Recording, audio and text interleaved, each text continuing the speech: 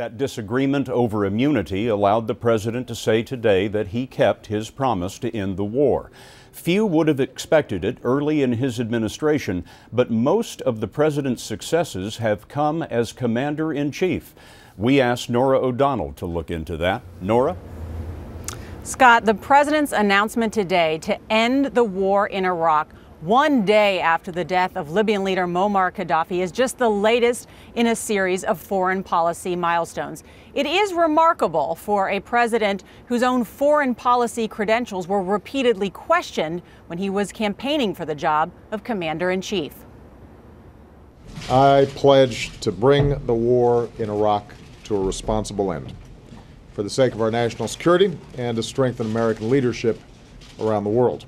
Today, Mr. Obama fulfilled a promise to end a war he has called dumb and misguided. His opposition to the war was the centerpiece of his presidential campaign. In the end, it helped him defeat Hillary Clinton in the primaries. We are going to end this war in Iraq responsibly, bring our troops home, and start rebuilding America. As commander-in-chief, the president worked to end the wars that began under President George W. Bush and took many risks to accomplish his aggressive foreign policy goals. In Afghanistan, he ordered a surge of 33,000 troops to take and hold large parts of the country, while he hunted down insurgents hiding along Pakistan's mountainous border, ramping up drone attacks by a factor of 4. In Libya, he threw the might of the U.S. military behind a NATO-led campaign to support a revolution against a dictator.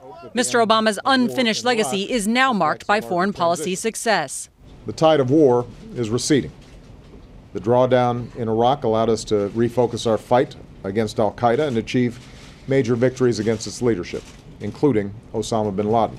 He ordered the missions that killed Osama bin Laden in May and al-Qaeda propagandist and plotter Anwar al-Awlaki in September. Colonel Qaddafi's death yesterday became a dramatic prelude to today's announcement. The United States is moving forward from a position of strength. The long war in Iraq will come to an end by the end of this year.